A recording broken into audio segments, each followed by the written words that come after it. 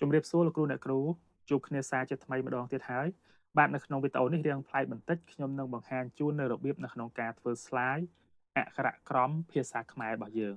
ដែលលោកគ្រូអ្នកគ្រូបានដឹងហើយអក្ខរក្រមភាសាខ្មែររបស់យើងគឺមានកខកខងរហូតដល់អអញ្ចឹងទៅជានៅក្នុងថ្ងៃនេះខ្ញុំនឹងបង្ហាញរបៀបនៅក្នុងការធ្វើ slide ដើម្បីយើងយកទៅបរៀនកូនសិស្សនៅថ្នាក់បឋមសិក្សាបាទអញ្ចឹងជាទូទៅនៅក្នុងការបង្រៀនកម្រិតដំបូង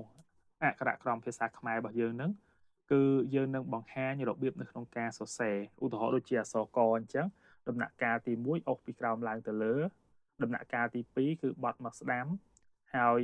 ចុះក្រោមទី3ចឹងមកហើយដាក់សក់កអីជាដើមបាទអញ្ចឹងនេះគឺជារបៀបនៅក្នុងការសរសេរអក្សរខ្មែររបស់យើងហើយខ្ញុំក៏សូមអធិស្ឋានផងដែរលោកគ្រូអ្នកគ្រូដែលបង្រៀនថ្នាក់បឋមក្រោយលោកខ្ញុំប្រើពាក្យបច្ចេកទេសមួយចំនួនអាចខុសអំពីគោលការណ៍នៃការបង្រៀនឬក៏វិធីផ្សេងទៀតនៅក្នុងការសរសេរអក្សរនេះខ្ញុំគ្រាន់តែជាឧទាហរណ៍មួយទេ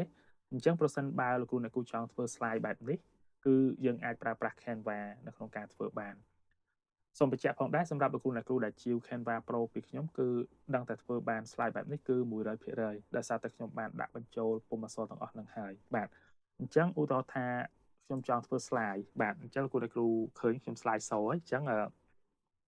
នៅក្នុងនឹងយើងអាចធ្វើឲ្យរូបភាពមានចលនាហើយប្រសិនបើយើងបិទទៅវិញគឺអត់មានចលនាទេអញ្ចឹងចលនានេះគឺជាចលនាមួយដែលនៅលើ Canva បាទផ្ទាល់តែម្ដងដែលយើងអាចធ្វើហើយមិនត្រូវការកម្មវិធីដទៃមកជំនួយនោះទេបាទអញ្ចឹងនៅក្នុងនេះដើម្បីបានទម្រង់បែបនេះខ្ញុំសូមចូលទៅបាទសញ្ញាលេខបូកនេះមួយបាទដើម្បីធ្វើ slide ថ្មីអញ្ចឹងលោកគ្រូអ្នកគ្រូនៅក្នុង slide របស់យើងវាមាននេះលោកគ្រូអ្នកគ្រូឃើញមានដូចជា background មានពពកមានអីចឹងបាទអញ្ចឹងយើងចង់ដាក់ background នឹងឲ្យហើយក៏បានឬក៏យើងច្នៃអក្សរឲ្យហើយក៏បានដែរនៅត្រង់ចំណុចហ្នឹងប៉ុន្តែអ្វីដែលជាពាក្យកន្លឹះលោកគ្រូអ្នកគ្រូអាចមើលទៅលើរូបភាពគឺមានកណ្ដោបកង្កែបក្តាមនិងកុកអញ្ចឹងសម្រាប់លោកគ្រូអ្នកគ្រូដែលអត់ចេះភាសាអង់គ្លេសគឺប្រកាសជាពិបាកនៅក្នុងការស្វែងរកអក្សរទាំងអស់ហ្នឹងហើយបាទអញ្ចឹងខ្ញុំសូមណែនាំឲ្យលោកគ្រូអ្នកគ្រូប្រើប្រាស់ Google Translate មានន័យថាយើងចូលទៅកាន់ Google ហើយដាក់ Google Translate ហើយយើងបកប្រែក៏ប៉ុន្តែ Google Translate ខ្ញុំឃើញថាបកប្រែវាអត់សូវត្រឹមត្រូវសัตว์កុកនេះអញ្ចឹងខ្ញុំក៏ជំនួសដោយការប្រើប្រាស់ Gemini បាទអញ្ចឹងខ្ញុំគ្រាន់តែដាក់នៅក្នុង Gemini ក៏បាន ChatGPT ក៏បានអីក៏បានដែរឲ្យតែជាប្រភេទ AI ដែលលោកគ្រូអ្នកគ្រូកំពុងតែប្រើបាទអញ្ចឹងនៅក្នុងនេះគឺខ្ញុំបានដាក់ឲ្យវាបកប្រែជាភាសាអង់គ្លេសតែម្ដងរាល់ពាក្យពេចន៍ដែលខ្ញុំចង់បានអញ្ចឹងសម្រាប់អក្សរកគឺខ្ញុំឲ្យវាប្រាប់ជាភាសាអង់គ្លេសនៅពាក្យខាងក្រោមដូចជាសត្វកុកសត្វក្តាមសត្វកណ្ដូបសត្វកង្កែបអញ្ចឹងជាលទ្ធផលវាបានប្រាប់ចម្លើយមកយើងវិញអញ្ចឹងលោកគ្រូអ្នកគ្រូគឺងាយស្រួលទេដោយសារតែយើងទទួលបានចម្លើយមិនអញ្ចឹងអញ្ចឹងយើងគ្រាន់តែ copy ភាសាអង់គ្លេសនេះទុកបាទដើម្បីយកទៅផាសនៅក្នុង Canva ដើម្បីស្វែងរកសត្វដែលយើងត្រូវការបាទអញ្ចឹងខ្ញុំសូម copy ទុកឲ្យហើយហ្មងបាទអញ្ចឹងលោកគ្រូអ្នកគ្រូបើសិនបើលោកគ្រូអ្នកគ្រូមិនសូវជំនាញទេ copy ម្ដងមួយតែប៉ុន្តែខ្ញុំខ្ជិលញ៉ៃខ្ញុំ copy ម្ដងទាំង4ពាក្យហ្នឹងតែម្ដងបាទអញ្ចឹងខ្ញុំ copy ទាំង4ពាក្យហ្នឹងទុកឲ្យហើយអញ្ចឹងខ្ញុំសូមចូលទៅកាន់ Canva ត្រឡប់ទៅវិញអញ្ចឹងនៅក្នុង Canva របស់ខ្ញុំនេះគឺយើងបានបង្កើត slide មួយហើយអញ្ចឹងអ្វីដែលយើងត្រូវធ្វើគឺយើងដាក់អក្សរកអញ្ចឹងអក្សរកនៅក្នុង font របស់ខ្ញុំគឺ676តែយើងអាចដាក់ទំហំតូចជាងនឹងក៏បានស្រេចលើលោកគ្រូអ្នកគ្រូអញ្ចឹងខ្ញុំសូមសរសេរសិនអញ្ចឹងយើងចុចអក្សរ T លើ keyboard ឬក៏នេះចុច T នេះមកបាទហើយយើង add text អញ្ចឹងខ្ញុំដាក់អក្សរ T ហើយអក្សរកភាសាខ្មែរអញ្ចឹងអក្សរករបស់យើងនេះគឺវាអត់ទាន់ចេញសញ្ញាព្រួញចេញអីទេបាទមិញដូចជា600ជាងណា font អញ្ចឹងខ្ញុំបរិចវាសិនឲ្យគ្រប់600ដែរ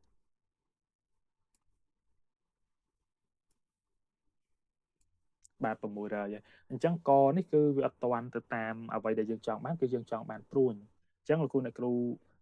ចុចលើអក្សរកនឹងមួយឲ្យចេញបន្ទាត់4ជ្រុងនឹងមកសុំជុំវិញណាបាទបន្ទាប់មកទៀតយើងមកមើលនៅផ្នែកខាងលើគឺយើងមកមើលឈ្មោះ font បាទអញ្ចឹងខ្ញុំចុចទៅលើឈ្មោះ font ហើយបន្ទាប់មកទៀតខ្ញុំ search តែម្ដងហើយសរសេរលើ keyboard របស់យើងខ្មែរសុំទោសដូរ keyboard សិនខ្មែរបាទបន្ទាប់មក arrow បាទនេះអញ្ចឹងលោកគ្រូអ្នកគ្រូចុចទៅលើនឹងមកបាទអញ្ចឹងសូមបញ្ជាក់គឺ font នេះបាទមានតែ font ហ្នឹងទេដែលវាបង្ហាញអំពីការគូសបាទអញ្ចឹងសម្រាប់លោកគ្រូអ្នកគ្រូឬក៏បងប្អូនសិស្សានុសិស្ស និស្សិតដែលបានជាវ Canva Pro ពីខ្ញុំទៅនឹងមាន font នឹងដាក់ជូននេះអញ្ចឹងយើងគ្រាន់តែចុចទៅលើនឹងមកបាទវាបដូរទៅជាទម្រង់បែបនេះបាទអញ្ចឹងឥឡូវយើងបានហើយយើងចង់ចាក់ពណ៌ចាក់ color អីលោកគ្រូ select លើអក្សរកនឹងមកបន្ទាប់មកចុចលើអក្សរ A បាទអក្សរ A នេះដើម្បីដូរពណ៌អញ្ចឹងយើងចង់ឆ្លាញ់ដូរពណ៌អីដូរទៅតែខ្ញុំសូមយកបាទនេះយើងមើល style ពណ៌របស់យើងតែខ្ញុំយកមួយនេះបាទដើម្បីឲ្យដូចគំរូដើមអូខេឥឡូវខ្ញុំបានរួចរាល់ហើយបន្ទាប់មកទៀតគឺខ្ញុំទៅស្វែងរកអត្ថន័យនៃពាក្យដែលប្រើជាមួយនឹងអក្សរកព្រោះយើងបានធ្វើរួចហើយអំពីលំនាំនៃការសរសេរអក្សរកបាទពី1ដល់4ជំហានហ្នឹងបាទអញ្ចឹងនៅក្នុងហ្នឹងគឺដើម្បីចូលទៅរកស្វែងរករូបភាពដែលយើងចង់បានឬក៏បញ្ចូលនៅធាតុអីផ្សេងនៅក្នុង Canva គឺយើងចូលទៅត្រង់ចំណុច element នៅផ្នែកខាងឆ្វេងដៃអញ្ចឹងខ្ញុំចូលទៅកាន់ element បន្ទាប់មកយើង pass ពាក្យដែលយើងបាន copy មិញមកកង្កែបបាទអញ្ចឹងខ្ញុំចុចព្រួយទៅមុខអញ្ចឹងលោកគ្រូអ្នកគ្រូនឹងឃើញរូបកង្កែបជាច្រើនអញ្ចឹងយើងចុចពាក្យ CO ដើម្បីមើលកង្កែបដទៃទៀតអញ្ចឹងលោកគ្រូអ្នកគ្រូស្រឡាញ់កង្កែបណាមួយយើងយកកង្កែបនឹងមកបាទប៉ុន្តែដោយសារខ្ញុំមុនហ្នឹងខ្ញុំជ្រើសរើសយកកង្កែបពណ៌រាងបៃតងនេះបាទចុច1អញ្ចឹងកង្កែបមិញយើងទុកឡើយណាខាងក្រោមអញ្ចឹងទុកក្រោមមួយសិនបន្ទាប់មកទៀតខ្ញុំទៅស្វែងរកពាក្យផ្សេងទៀតបាទបន្ទាប់ពីកង្កែបបាទនេះបាទអញ្ចឹងកណ្ដូបចុច CO ដូចគ្នាលោកគ្រូអ្នកគ្រូនឹងឃើញ style កណ្ដូបជាច្រើននៅក្នុងហ្នឹងចង់បានកណ្ដូបបុកស្រូវកណ្ដូបអីក៏បានដែរបាទប៉ុន្តែខ្ញុំសូមយកកណ្ដូបនេះលើគេបាទអញ្ចឹងខ្ញុំបានមួយទៀតបាទកណ្ដូបរួចរាល់ហើយខ្វែងវាចោលខ្ញុំទៅរកពាក្យថ្មីអញ្ចឹងសូមបញ្ជាក់លោកគ្រូអ្នកគ្រូនៅកន្លែងហ្នឹងយើង copy អាកន្លែង Gemini មិញដែលយើងប្រើ AI នេះហើយយើង copy អក្សរអង់គ្លេសហ្នឹងមកតែដោយសារខ្ញុំបាន copy រួចរាល់ហើយមិញអញ្ចឹង grab ក្តាមបាទបញ្ជូនទៅអញ្ចឹងយើងនឹងឃើញក្តាមជាច្រើនទៀតអញ្ចឹងនៅក្នុងនេះក្តាមមួយណាដែលលោកអ្នកគ្រូស្រឡាញ់ពេញចិត្តបាទសូមមើលសិនក្តាមនេះផ្នែក2មូលអញ្ចឹងខ្ញុំទៅរកក្តាមដែលមានផ្នែក2មូលបាទសិតតែផ្នែក2មូលនេះបាទអញ្ចឹងក្តាមនេះខ្ញុំចុចប៉ចមួយទៀតមកបានក្តាមមួយទៀតហើយបាទបន្ទាប់ពីក្តាមមកយើងនៅមានពាក្យចុងក្រោយគេគឺពាក្យកុកសត្វកុកបាទនេះបាទអញ្ចឹងលោកគ្រូអ្នកគ្រូងាយស្រួលគឺនៅពេលដែលយើងអត់ចេះអង់គ្លេសយើងអាចប្រើប្រាស់ AI ក៏បានប្រើប្រាស់ Chat GPT ក៏បានដែរអញ្ចឹងកុកដែលខ្ញុំយកគឺលើគេនេះមកបាទអញ្ចឹងយើងបានសត្វទាំង4នេះរួចស្រេចហើយបាទអញ្ចឹងឥឡូវដល់វគ្គយើង design វាវិញម្ដងអញ្ចឹងខ្ញុំដាក់ឲ្យវា4មកបាទលោកគ្រូអ្នកគ្រូនៅពេលដែលយើងទាញឃើញនេះវាលោតសញ្ញាបែបនេះមានន័យថាអាក្តាមហើយនឹងក្តោបនេះគឺស្មើគ្នាដែលយើងទាញទៅបាទដល់ពេលមកខ្ញុំទាញកង្កែបនឹងកុកម្ដងនេះឲ្យវាលោតសញ្ញាបន្ទាត់នេះមានន័យថាវាស្មើគ្នាផ្នែកខាងក្រោមប៉ុន្តែវាអត់ទាន់ស្មើគ្នាផ្នែកខាងលើប្រហែលជាទំហំរូបភាពនឹងអត់ទាន់ប៉ាន់គ្នាអញ្ចឹងខ្ញុំអស់មកស្ដាំដើម្បីតម្រូវជាមួយក្តោបបាទកុកជាមួយនឹងក្តាមបាទអញ្ចឹងយើងមើលនេះខ្ញុំទេទៅនេះស្មើគ្នាអញ្ចឹងខ្ញុំដាក់តម្រូវឲ្យវាលោតបែបនេះមក4ជ្រុងអូខេអញ្ចឹងបន្ទាប់ទៀតគឺខ្ញុំចង់សរសេរអក្សរបញ្ចូលមិនអញ្ចឹងខ្ញុំមើលរូបដូចជាវារាងធំរាងតូចអញ្ចឹងខ្ញុំឲ្យក្តាមនេះរាងតូចបន្តិចកង្កែបនេះរាងតូចបន្តិចបាទឲ្យវាប៉ាន់កុកអញ្ចឹងកុកខ្ញុំសូមទាញមកឆ្វេងបន្តិចមកធ្វើម៉េចឲ្យវារាងសមសួនមើលទៅស្អាតសូមកលកង្កែបនឹងកុកទៅលើអញ្ចឹងលោកគ្រូដើម្បី select លើសពីមួយរូបភាពលោកគ្រូចុចប៊ូតុង shift ឲ្យជាប់ហើយចុចម៉ៅឆ្វេងមកហើយយើងអាចកលវាបានឡើងលើបាទអញ្ចឹងក្តាមនេះក៏ដូចគ្នាកុកនេះក៏ដូចគ្នាដែរសំទោសក្តាមនឹងកណ្ដោបបាទអញ្ចឹងយើងចុច shift ទៅយើងអាច select លើសពីមួយបន្ទាប់មកទៀតខ្ញុំនឹងសរសេរអក្សរចូលដូចជាកណ្ដោបក្តាមកុកបាទអញ្ចឹងខ្ញុំសូត្រអក្សរ T កណ្ដោបអក្សរកជើងដដាក់ស្រអូនិងបបាទអញ្ចឹងលោកគ្រូអ្នកគ្រូ font នេះគឺខ្ញុំកំពុងតែប្រើ font កណ្ដោបនេះគឺជា font ខ្មែរ OS បាត់ដំបងទេបាទដោយសារខ្ញុំគិតថា font មួយហ្នឹងកូនសិស្សគាត់មើលទៅឆាប់យល់ហើយអាចសរសេរបានហើយវាងាយអត់ស្មុគស្មាញបើយើងយក font ប្រភេទផ្សេងទៀតដែលមានកវចកវៀនឬការ design ច្រើនសម្រាប់កុមារតូចគ្នាមិនអាចសរសេរដូរទេអញ្ចឹងហើយខ្ញុំក៏សម្រេចយក font មួយហ្នឹងមកបាទដែលគិតថា font នេះក៏យើងប្រើប្រាស់ច្រើនហើយវាសាមញ្ញបាទហើយយើងអាចផ្លាស់ប្ដូរពណ៌ដូចគ្នាយកពណ៌ណាដែលយើងស្រឡាញ់ពេញចិត្តបាទរួចរាល់ហើយឥឡូវយើងបានសរសេរអក្សរកណ្ដោបហើយអញ្ចឹងយើងចង់សរសេរក្រោមក្តាមហើយយកប្រភេទតែមួយហ្នឹងលោកគ្រូអ្នកគ្រូមិនចាំបាច់ពិបាកទេចុចប៊ូតុងយើង select លើអក្សរនឹងមួយបន្ទាប់មកទៀតលោកគ្រូអ្នកគ្រូចុចប៊ូតុង Shift ហើយនឹង L ចុច Shift L ហើយចាប់ទាញវាមកឆ្វេងមកបាទអញ្ចឹងនៅពេលដែលយើងចុចប៊ូតុង Shift Alt ហ្នឹងធ្វើឲ្យការ copy រូបភាពឬក៏អក្សរឬក៏ object ដែលមាននៅក្នុង Canva ហ្នឹងវាស្មើគ្នាវាអត់រត់លើក្រោមឆ្វេងស្ដាំអីអត់ស្មើគ្នាបន្ទាប់មកទៀតខ្ញុំចុចប៊ូតុង Shift និង Alt ដើម្បីទាញកណ្ដូបហ្នឹងចុះមកក្រោមដើម្បីយើងសរសេរអក្សរកុកបាទអញ្ចឹងខ្ញុំសរសេរធ្វើម៉េចឲ្យប៉ាន់នេះសិនបាទហើយចាំយើងសរសេររូបតមកខ្ញុំចុច Shift Alt ដើម្បី copy ទៀតការពិតនៅត្រង់ចំណុចនេះលោកគ្រូអ្នកគ្រូសរសេរអក្សរធម្មតាក៏បានដែរប៉ុន្តែខ្ញុំធ្វើបែបនេះដើម្បីឲ្យលឿនណាហើយយើងលឿនរហ័សចំណេញពេលវេលាតែបើយើងសរសេរអក្សរឲ្យចាំ select ក្រោយវាយូរបាទអញ្ចឹងខ្ញុំសូមកលនេះឡើងទៅលើអូខេរួចរាល់ខ្ញុំចាប់ផ្ដើមសរសេរមកអក្សរក្តាមកដាក់ជើងដដាក់ស្រៈអានិងមើលមកបាទកុំប្រកបបាទប្រកប Weaver កុកបាទអានេះយើងអាចកដាក់ស្រៈកុកនិងកកុកបានបាទអានេះកង្កែបក៏អត់បញ្ហាដែរកនឹងងើជើងកដាក់ស្រៈអានិងបកង្កែបអូខេលោកគ្រូអ្នកគ្រូបាទអញ្ចឹងយើងរួចរាល់ហើយយើងបានអក្សររបស់យើងរួចរាល់ហើយមានក្តាមមានកង្កែបមានអីចឹងទៅបាទអញ្ចឹងខ្ញុំសូមអានេះកើឡើងលើបន្តិចដូចជារៀងចង្អៀតបាទឥឡូវដល់វគ្គមួយទៀតគឺយើងដាក់ background គឺ background របស់យើងគឺពពកអញ្ចឹងតើយើងធ្វើម៉េចដើម្បីបានពពកនឹងមកដូចគ្នាលោកគ្រូអ្នកគ្រូយើងចូលទៅកាន់ element ដូចគ្នានឹងមកបាទ